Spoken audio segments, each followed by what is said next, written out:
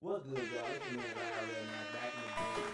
Welcome to Pokemon Center as always. And today we are about to tap in with a video by Rap Lore. We've been watching a lot of his videos, especially on these Saturdays. So make sure y'all go and subscribe to him because he putting out some dope ass shit, bro. And it seemed like a young black man. Shout out to him. Anyway, we got this video, The Pettiest Man in Rap. Breakdown Drake's Secret Playbook. I don't know what this is gonna be, but this only came out about 2 days ago, so it's gotta be something just a tad bit interesting. So I say let's jump I ain't into heard it. nothing really from Drake in a while. We ain't the Iceman coming, pause, but I ain't seen him. Oh. I ain't seen him. Also, hey, take a shot every time y'all hear Nash say pause. Hey, niggas You're gonna be hot. You're gonna be drunk as hell. You take that shot. I'm I'm telling about to pour a little in this cup. We about to get rolling. Again, let them know what y'all got going on coming up this next week, just so that they can relish in the fact that we got two ghosts doing their thing. Shit. Aside from the show on the 28th at Trixie's, I'm at work. you got Cypher Sunday tomorrow, and a studio session after that. What you got up, Brody? We got that podcast too. We got another podcast. That's right, with Eric Barber. Shout out to him. With Eric Barber. Yep. Yeah. Next weekend, we got the RC Takeover Saturday. This Saturday. Okay. With the crew. Yeah. And shit. Oh, the following weekend, shit, we'll be over in Windsor. Man, Got Windsor. The wheels turn. Man, The wheel in the sky keeps on turning. Then we got another video shoot that next week. We got another video and another shoot. podcast that next week with El Catalog. Hey, that's right. Yeah. On the 8th. The shit that Foy was already doing just by itself was crazy. I can only imagine what y'all about to bring to the table again. Hey, Crim, if you don't mind, scoot up just a little bit for me. Come on over. Just a little bit for me. Come on over. We about to get into this shit, bro. Is that good? Oh, yeah. Okay, cool. Yeah. I just wanted to make sure he was in the shot more. Y'all know how this should be. Wanna lag? There we go. All right. Let's pop into it. Let's see what they talking about, Drake. Drizzy. Billboard hits, charting. Drake has been #1 at a lot of things in his career. Streams, Billboard hits, charting albums, and his petty beefs. I'm having just a little trouble with the TV. I was just wondering if you knew how to fix it. Oh yeah, usually you just get the remote and you press on. Really, they don't have TVs in Canada? No, we have TVs in Canada. Oh, I know, I was just kidding, man. Yeah, I know. There are few rappers on the planet. I'm scared of No Beard Drake the most. No Beard Drake? This nigga look like a mole rat, bro. Hey, man. Why he walking around like this? Hey, look, I ain't got a beard. You never watched Degrassi? Can't grow a beard. Nah, man. But he could grow a beard, and this nigga was walking around like this. That's how he looked on Degrassi. That was you the fucking best. Man, yeah, when he first came He out. let Kanye fuck his career up multiple times. Oh, well. You know Kanye made that video. He believed in the Gemini, man. It's the He believed in the Gemini. We'll talk Gemini. about that on a different day. There are few rappers on the planet who have a more polarizing presence than Drake. People either love Drake or hate Drake. And for the hate, there's a lot of reasons why he receives so much of it. For some, they're just not fans of the music. For others, they think he's too soft and not hip-hop enough to carry the torch for the culture. But one other big... What is y'all take on that? He not hip hop enough. You I mean, most of ain't he charted more at like pop shit anyway? I think he surpassed. I think his first #1 song was a pop song. I think Passion Fruit technically was his first #1. No, not Passion Fruit. It was Going Home. Going Home was his first #1 song, and that is technically a pop song. That's what I'm saying. Like I don't know him What for you think, that. girl? I mean, it's just, and I understand, like, you know, when Drake got to the point where he's like, you know, I want to get to the money. It's just that it seemed like he lost like his true purpose of like making hip hop along the way. Cause I mean, he even shouts out like, you know, some of the like legends like Little Brother, you know, a bunch of the legends. But it's unfortunate because he can obviously rap, he can, but he just, once he started trying to like portray like a hood nigga, when it's like, bro, you had a bar mitzvah growing up. Like, no, you can't claim to be a You hood should be nigga yourself. when you have a should be bar yourself. mitzvah growing up. Yourself. So No, he, bro. I see it as an issue to an extent because I think sometimes him and J. Cole are the same nigga, but people let J. Cole talk about. And I know the way J. Cole talks about it is different than the way Drake talks about it, but they allow J. Cole to talk about it because of how lyrical he is. Whereas like Drake is kind of doing the same exact thing, even Kendrick, because none of these niggas are hood niggas, but they talk about things that happen in the J. hood. Cole constantly. said it cold as fuck in his album just now. He said that what he said, I'm a sidewalk nigga.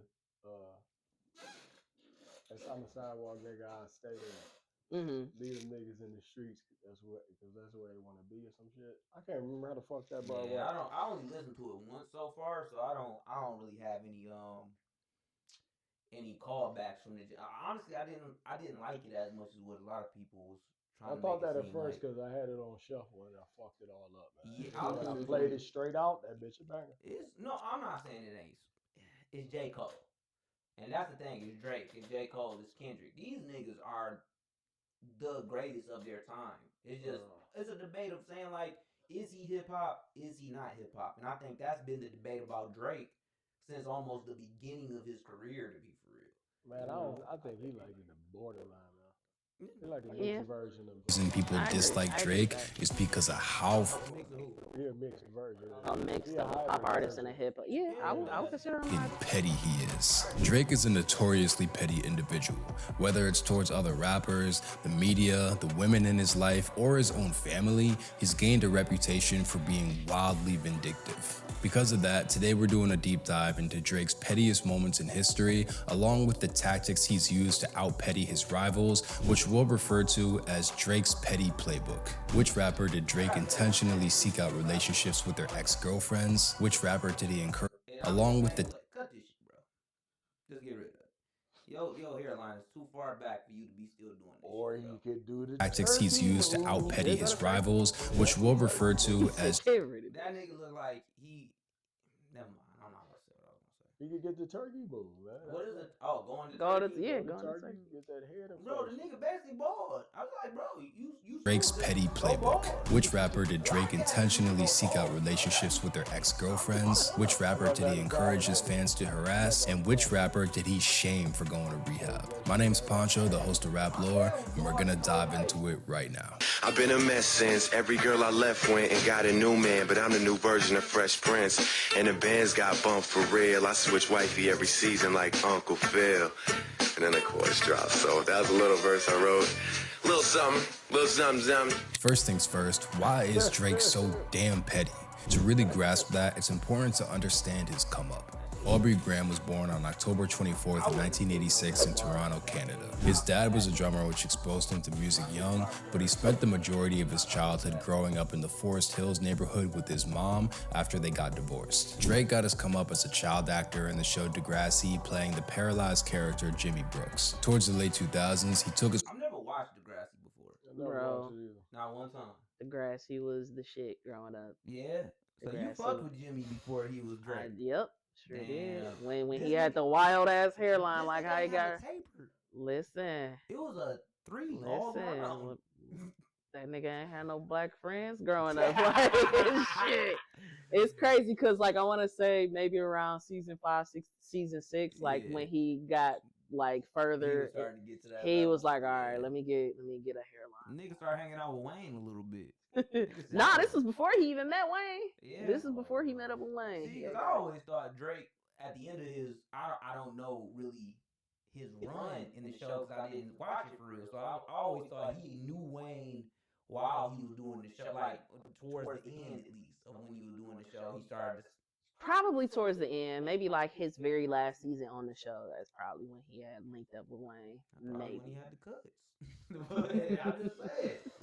I'm just saying. Yeah, nah. Momentum from the show and slowly shifted away from acting and towards music. In 2010, Drake released Thank Me Later, which debuted at #1 on Billboard and would follow it up throughout the years with other hit albums like Take Care, Nothing Was the Same, Fuse, Scorpion, and many more. But despite Drake's undeniable success as an artist, he's still been petty-ish towards people his whole career, and there's a few theories as to why this is. First, Drake got famous very young. He was the center of attention while still a teenager, and because of that, he received countless petty comments thrown towards him. It low-key became a game of him dishing out what he received first. Second, he was ruthlessly mocked for being soft. Many true hip-hop fans weren't feeling his sing-songy style rap, leading to more criticism his way, and question without being disrespectful. What you got? What makes Drake different from Tupac though? Makes him different. Right.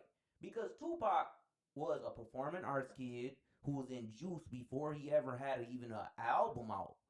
Like, he was in movies before he ever even made, like, he was making music obviously, but before he was a musician at that caliber, he was in movies before that. So it's like, and he was dancing.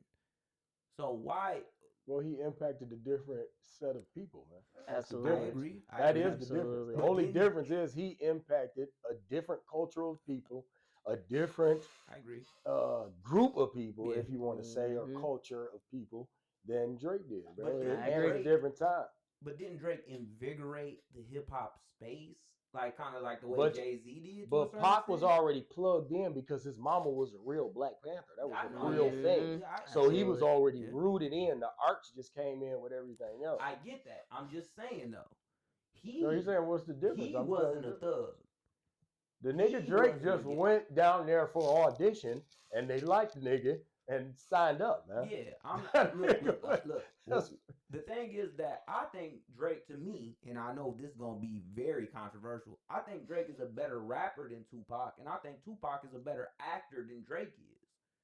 Yeah, well, that's hard to say because I mean, Tupac wasn't able to grow within making music as Drake has. I mean, he died when he was 25. 25-year-old Drake, I think, is better than 25-year-old Tupac. Yeah, that's crazy. Yeah, that's the craziest thing I might have ever heard. That's a crazy. Hey, I don't agree with Drake that. was 18, 19, 20 years old. He was making So Far Gone.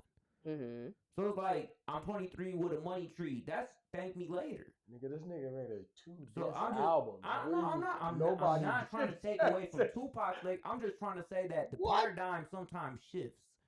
That's it.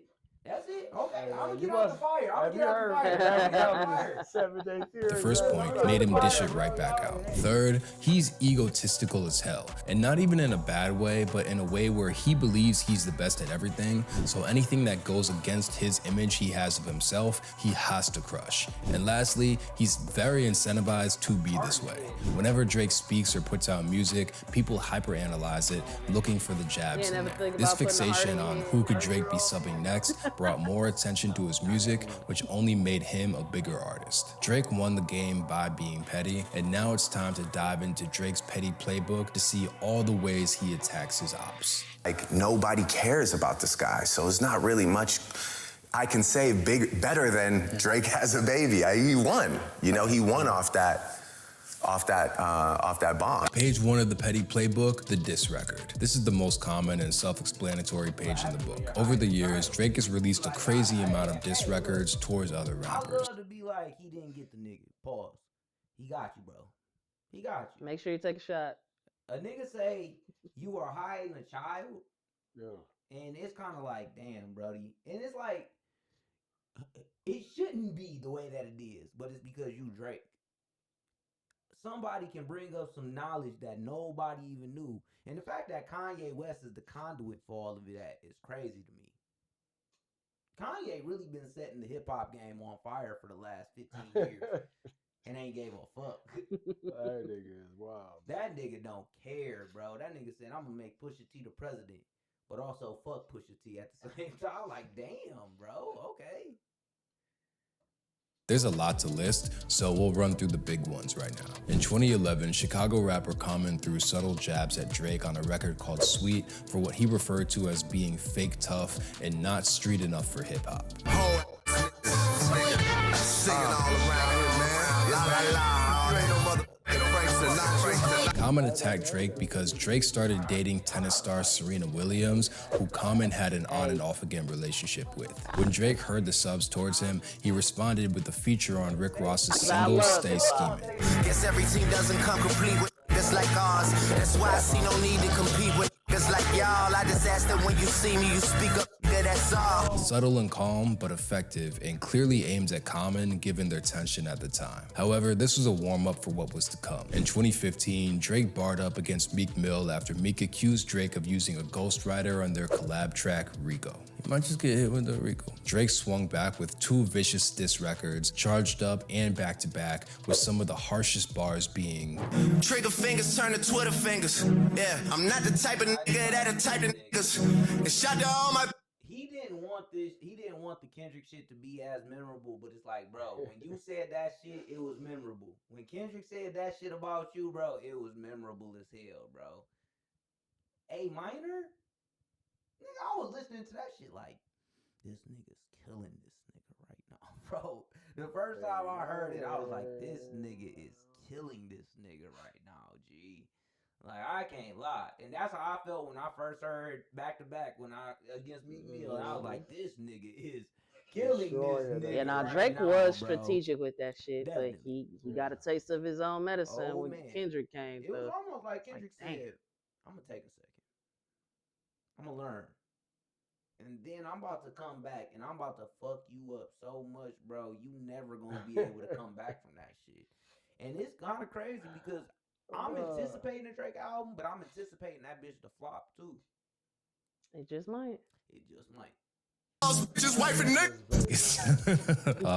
The beef was a clear W for Drake, but his next confrontations didn't go as smooth for him. In 2018, after years of tension, Drake and Pusha T decided to go nuclear on each other. Pause.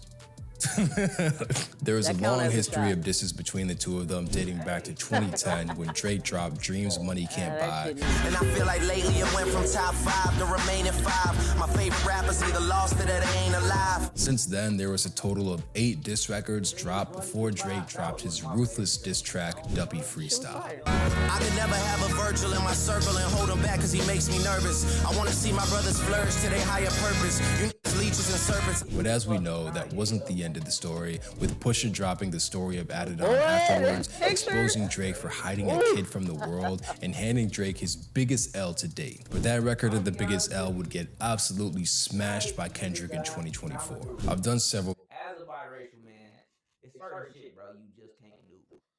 Like, even when Savion Glover did that shit for, what's that movie called? Bamboozled. It was for a reason. We don't know what the fuck you doing, bro. You just showing up in blackface looking light as hell? No, G. Cooked. That's crazy. Like I said, when Savion Glover did it in Bamboozled, you know, it was to show, like, we tap dancing for the white man. It was a great thing, especially Savion Glover being one of the greatest tap dancers in the world. But you just showing up doing that shit, trying to... Because he did that for like a class or some shit, didn't he? I don't know. I thought they said them was just headshots that he did. And they said, because they had him doing that in the happy face and then had it doing in the sad face. They was like, it was supposed to be almost a depiction of the black culture to a certain extent. I'm like, this ain't for you to say. I agree. Nigga, you are not even from America for you to be real shit. You from Canada. Videos on the channel covering this beef, which you could check out, but it's another prime example of the diss record in action. Drake dropped First Person Shooter, Push-Ups, Family Matters, and The Heart Part 6, all in attempts to ruin Kendrick's reputation. And there's a ton more songs where Drake takes subs at other artists, way too many to list, but they're definitely out there. If anything, this is the least petty thing he does, especially compared to everything else in the playbook. In the book, there's a part in the book where you say that he came in and told you that he had smashed one of your girls. When he I wasn't worried about that. I mean, you know, I was just, you know, that's just how life go when you locked up.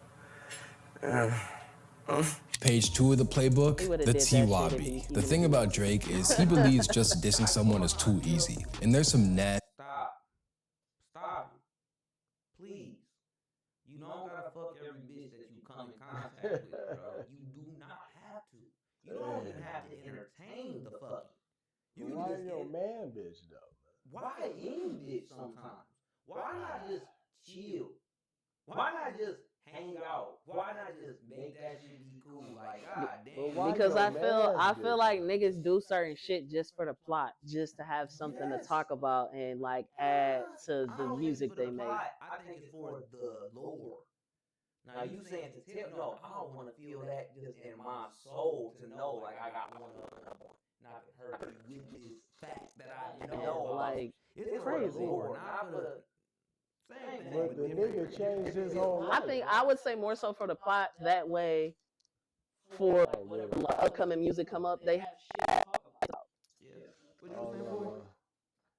Nigga change your whole motherfucking life. That's the last nigga I'm across, man. I don't give a fuck. We never talk again in life, man. Fuck.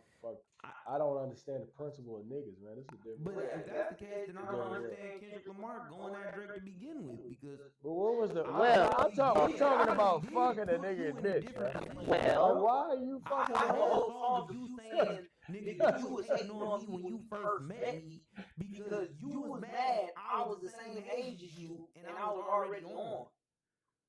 The thing about with the whole Kendrick and Drake beef starting up, first and foremost, Drake, out of everybody that Kendrick had called out on the Control verse, took it as, oh yeah, nah, like, bet. You think that you better than me? Bet. Let me. Didn't nobody care about that nigga. Nah, listen. Nah, y'all know listen. I'm saying, I love. I always tell people, bro, when I was in high school, when it was the Wiz Khalifa, Big Sean, Wale, Drake, I was a Big Sean fan more than I was a fan of anybody at that point. Cause I was just like, bro, when that nigga got on Wiz Khalifa shit, that's when I knew. When he got on Cabin Fever, shrimp steak, liquor, and pasta, I was like, this nigga is crazy, bro. I ain't gonna lie, nigga. The only nigga apparel back in the day I ever bought was Wiz Khalifa shit. I had the paper plane hoodie, man. That makes sense. You couldn't tell me I fucked with Wiz. He was a swaggy nigga, though. He was cold as fuck. Yeah. That nigga made Chuck Taylor's like cool as fuck to wear. Mm-hmm. Like nowadays, niggas like Balenci, this and that. Like back in our day, it was like, nigga, I'm gonna make this shit cool for niggas who can actually get this shit. Like some fucking Chuck Taylors for like $50, $60, and I can get any color. Chuck, Levi's, American Eagle, AirPods, niggas could actually go and actually be cool. Mm-hmm. You can't be cool nowadays. You ain't got no Balenci's. You ain't got no new shit from a boutique that ain't nobody fucking heard of from before. You just lose. Bro, if you wear like number J's nowadays, niggas is almost look like, especially the youth, they looking at us like, y'all niggas lame. Oh, I'ma always have some retros. Bro, let me tell you the best thing. Bro, they be like Asics. And I'm not saying niggas ain't got Asics. I love the bitches to death. I wear the fuck out of them big ass, bulky ass, weird ass, different ass shoes. We don't wear J's like that. And I be seeing these niggas always wear J's. Damn. Hey, don't get me wrong, Asics are fire. They are dope. My favorite shoe, man. I wouldn't give a fuck what y'all shit. I never thought. I never thought in a million years that I would. Y'all, listen. I never thought in a million years that I would wear New Balances. Because if you wore New Balances back then, it's like, oh no, y'all ass wear fucking Payless. Today, it's like, hey man, these the most comfortable shoes. The best part about my style that I appreciate is that I don't give no fuck what a nigga think when I got Listen, it got the championship. It got the champion rebrand. Yeah, exactly. Champion did the same thing. Starter did it, went down, and did it again. Like, that ain't never happened before. Crazy. This shit, man, we living in a different time. These kids taking our swag, making it better, low-key. The cases of the TYB in action. In 2015, fellow Toronto artist The Weeknd started dating the fashion model Bella Hadid, who he'd had an on and off again relationship with for several years. Drake felt salty towards The Weeknd because after their massive 2012 records, Crew Love and Shot For You, The Weeknd refused to sign to OVO, instead choosing Republic Records. During The Weeknd and Bella's first break in 2016, Drake saw this as the perfect opportunity to get his revenge. Drake allegedly slid himself in the equation and then confirmed it to the world on Sandra's Rose when he rapped, "My house is full of supermodels just like Muhammad Hadid." Then on the track Finesse, he says, "Should I do New York? I can't decide. Fashion Week is more your thing than mine." A pretty clear reference to Hadid, given that she often does Be fucking reaching. Y'all niggas is Will Chamberlain, bro. This is a reach. This is a fucking reach, bro. I can't lie. What did it have to really do? Oh, I guess. Damn, this bitch pussy y'all basically. I'm bad. My bad. New York Fashion Week, and the craziest part, he didn't even respectfully break up with her afterwards. Bro just ghosted her. Bella later denied the rumor that they dated, saying, quote, "Not me, that's disrespectful. Why can't people be friends without all the insinuation?" With different people saying different things, it's hard to know what's what, but regardless, Drake's goal of getting inside The Weeknd's head was successful, and this created years of tension between the two of them. Exhibit B of the TYB was Drake's situation with Rick Ross's ex, Christina Mackey. Drake and Rick Ross used to be friends and collaborators, but things went south after Drake's beef with Meek, since Meek was signed to Ross's label Maybach Music Group, and Ross publicly backed Meek. This led to Drake cutting ties with MMG, which put a bad taste in Ross's mouth. In 2024, after the vicious diss Not Like Us dropped, Ross made his stance clear, unfollowing Drake on social media and waving the Team Kendrick flag. This was too much for Drake to handle maturely, so he decided to invite fitness model Christina Mackey to one of his shows, giving her a custom OVO invitation card and getting her the best seats in the house. She even sacrificed her whole fitness routine just to make the Drake concert, which she posted about the next morning. But that's not all. That was just Rick Ross's ex. However, Ross's baby mother also got in on the action. Tia Kemp, an artist and the mother of Ross's child, had a nasty back and forth with Ross after he posted a celebration video about not having to pay any moral child support payments. Tia blasted Ross for this, and then y'all teeth is porcelain white, bro. Come on now. Come on. What the fuck is we doing? Like, can y'all just be normal looking folks sometimes? Like, Jesus Christ. The porcelain white is a That shit is weird looking though, bro. These niggas don't even look like and the bitches be like, every tooth be straight as fuck, like the perfect cement. Bro, niggas don't look Hey, y'all ever watch that episode of fucking Fairly Odd Parents with the guy and his son? They teeth was just fucking perfect. Yeah, that's what that shit looked like. When he smiled, that and they was talking shit. Yeah, that was Chip Skylark. I'm talking about that one dad and his son, and they was talking shit about Timmy because he had buck teeth. To be the star that you know you are, be loud, be proud, and rejoice. Boy, like, man, I ain't never watched that shit. That was after your time, Brody. My bad. Week later followed it up by dropping some flirty comments under one of Drake's IG posts. Drake, given the history he had with Rick Ross, played into it by commenting back, "My go." Then in November of 2024, Tia said on a podcast with comedian Tasha K that she'd, quote, "let Drake knock the Mario coins out of her." Nuts, bro. But even crazier than that, sometimes Drake will run the TYB even if he f***s with you. That was shown when in 2010, Drake hooked up with Tammy Torres, who was Lil Wayne's girlfriend, while he was in jail. Wayne, who was the man who signed Drake, showed him endless love and gave him the opportunity to be who he is today, had to serve an 8-month jail sentence at Rikers Island after being convicted on gun charges. While he was locked up, Drake paid him a visit in jail. From a OG to some of them young niggas out there, you don't have to fuck everything, bro. I'm telling you, there's gonna be times where there's gonna be women who throw themselves at you, who they gonna be, and you gonna be like, no, this can't be real. It's gonna be real. But low key, bro, you need to stand at least 2 toes down. At least 2. Your two big toes. Stand like this on your tippy toes. Cause my nigga, I know it gets tough to not fuck the bitch. But I'm telling you, your life gonna be way better if you don't fuck the bitch. It's going to be immaculate if you don't fuck the bitch. But if you fuck the bitch, your life gonna go down. Hands out. Yo, hands out? Any bitch that you think you shouldn't fuck, don't fuck. Motherfuckers don't have no loyalty. That's what it is. They do not give a fuck about loyalty. Yeah. And also, we don't shame people enough. Let's start shaming motherfuckers again. Man, hey. Yeah, To tell Wayne that he f***ed his girl, it's is actually pretty crazy. This still isn't the pettiest thing Drake does. In terms of raw pettiness, it's hard to beat this next play. Fans noticed Drake unfollowed several celebs on his Instagram. So who did he put on the chopping block? Page 3 of the petty playbook, the unfollow. Like I said before, Drake rarely gets loud with his words. He instead sends subtle messages towards ops about how he feels, sometimes in the form of an unfollow. Exhibit A was during Drake's 2015 beef with Meek. He called the most non-dressing ass nigga I've ever met in my life, bro. What the fuck this nigga got on, bro? This nigga got on Louis Vuitton leather jacket over goddamn. I don't even know. Look like a Mike Lowry. It's a Louis Vuitton shit. No, it's a Louis Vuitton shirt. Gee, that look like Sly Silverstein drew that shit. No, because niggas win, because if everything's Louis Vuitton, Day was during Drake's 2015 beef with Meek.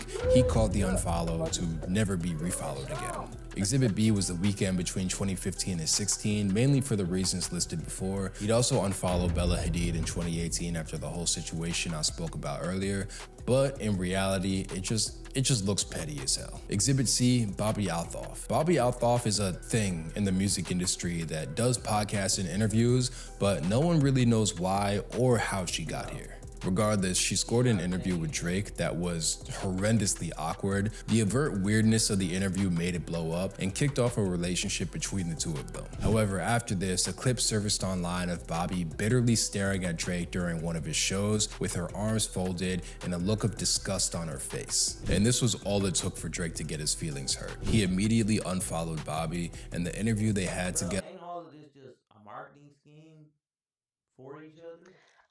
How did Bobby even become like a podcaster to like? She took what Funny Marco was doing and was white at the same time. Interesting, which is so crazy. With that being said, it's always gonna be Z-Way over Bobby all day. I don't like Z-Way. I love Z-Way. You tweaking.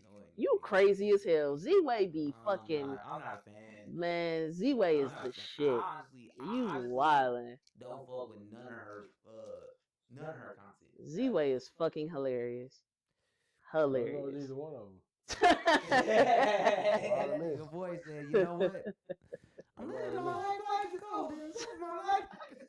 Nah, Z-Way's great though. Vanished from the internet. Exhibit D is Rihanna, who actually caught the unfollow twice. Once in 2018 when she announced to Vogue that they weren't friends anymore after a painfully awkward kiss attempt at the VMAs, and again in 2022 after her and A$AP Rocky announced their pregnancy. And A$AP also caught the unfollow too. Exhibit E is kind of a lot of people. After Kendrick royally embarrassed Drake in 2014, he went on an unfollowing spree, cutting out anyone who he felt didn't have his back. The complete list includes Kendrick Lamar, obviously, LeBron James, DeMar DeRozan, Playboi Carti, Joe Budden, Rick Ross, Kai Cenat, who he actually blocked instead of unfollowing after he called the Heart Part 6 weak, Selena Williams, Samuel L. Jackson, and Diddy, also kind of obviously. In Drake's world, getting unfollowed by him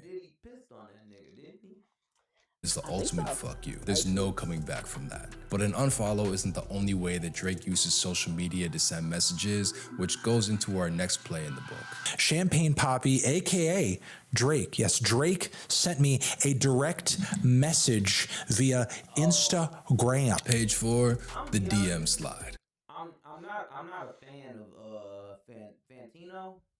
I don't know. Fantino. I don't know who that is. That dude right there. I've seen his videos, bro. Yeah, I'm not a fan of him. I feel like when do we keep allowing certain people of certain places to just rate hip hop on these levels? Like because and Anthony Fantino is the niggas I gotta listen to about hip hop. Because we not gatekeeping enough. That's the fucking problem now. We got motherfuckers that are giving fucking jobs on these blog posts and giving motherfuckers these platforms and all these followers fucking rating hip hop who shouldn't even have a place in that shit. Or is it because they are gatekeepers? What's that shit called? The picture?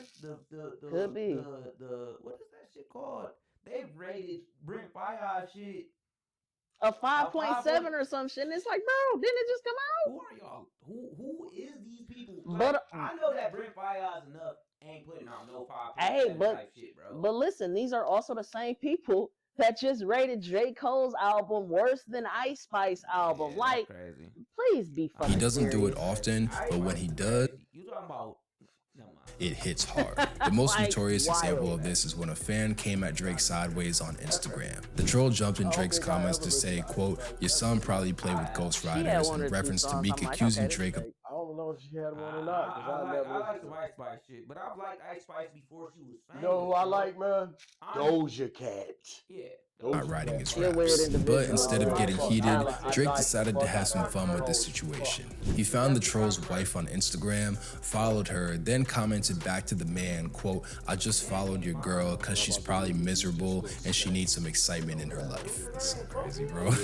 Then to pour fuel on the fire, Drake DM'd the wife saying, quote, "I'm here for you, ma." This one was especially wicked because it combined the DM slide with the TYB, two malicious moves at once. Another hilarious DM slide example was when Drake let music reviewer Anthony Fantano know how he really felt about him. Seemingly out of nowhere in September of 2022, Drake DM'd Fantano saying, quote, "Your existence is the light one, and the one is cause you're alive." He then followed that up with, quote, "And cause somehow you wifed a black girl. I'm feeling a light to decent one on your existence." I guess Drake took Fantano's reviews a bit too personal. To top it off, years later, when Fantano would find himself in hot water for allegedly using I don't like the fact that, I don't like the fact that this is what can be said.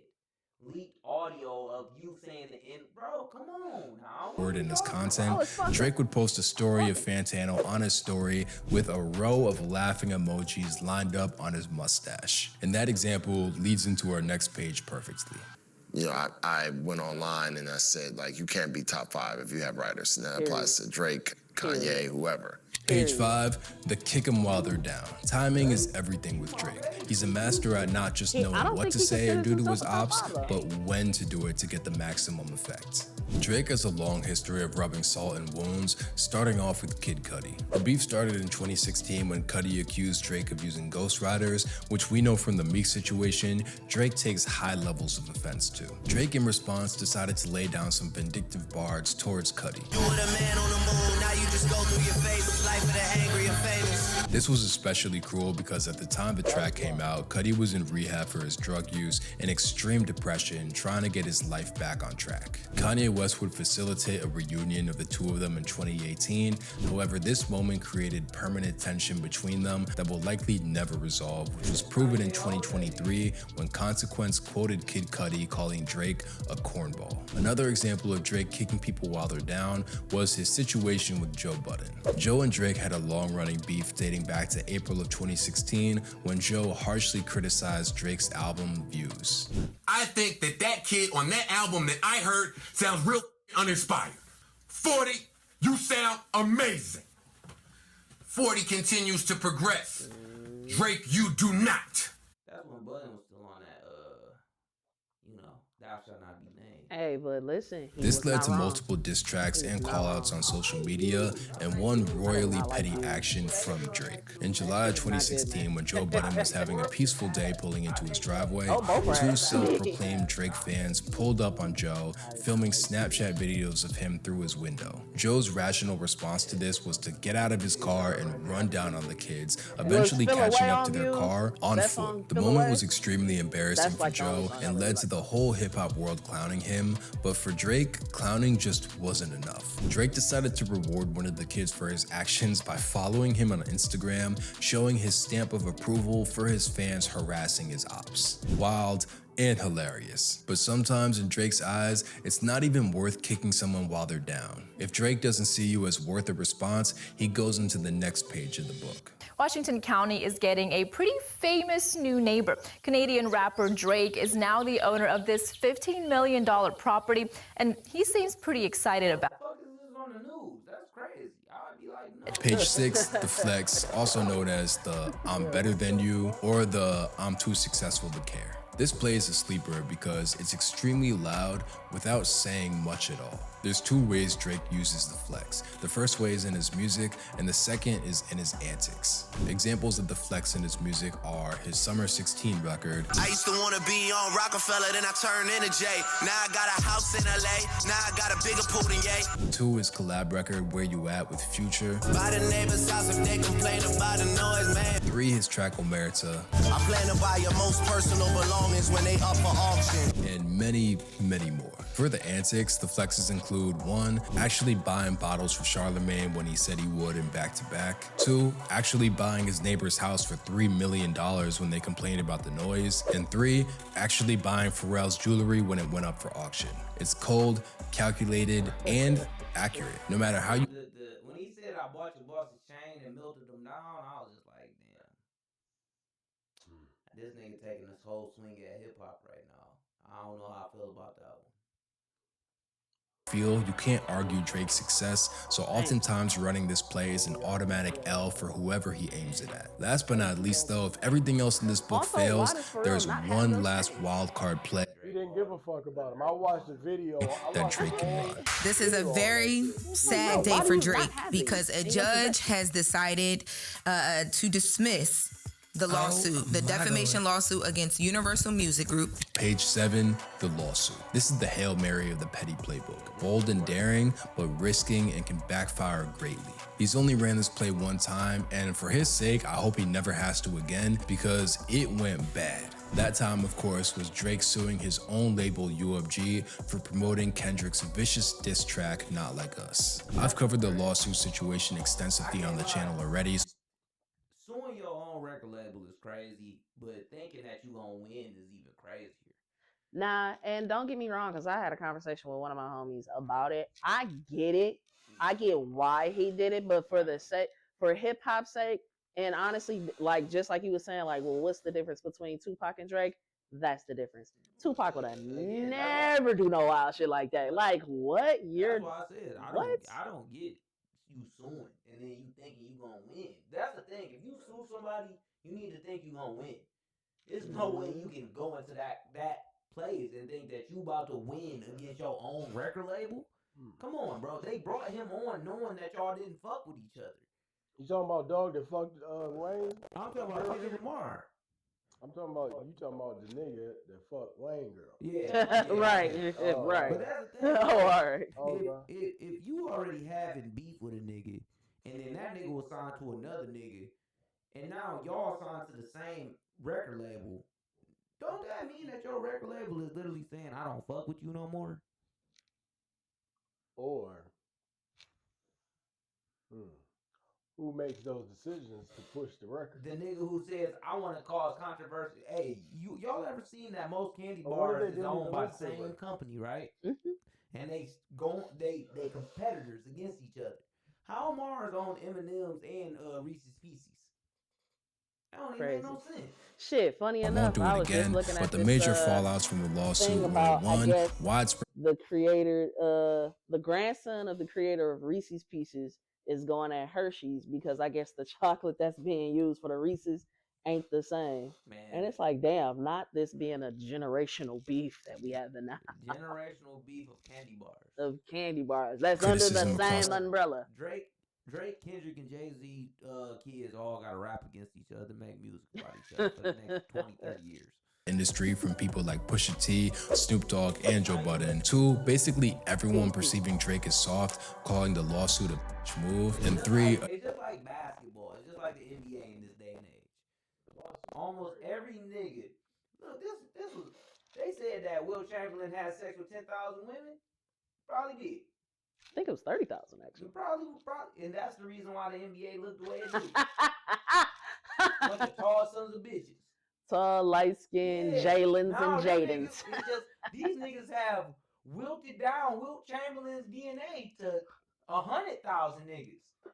There's 100,000 niggas with Wilt Chamberlain DNA in them right now, bro. Pause.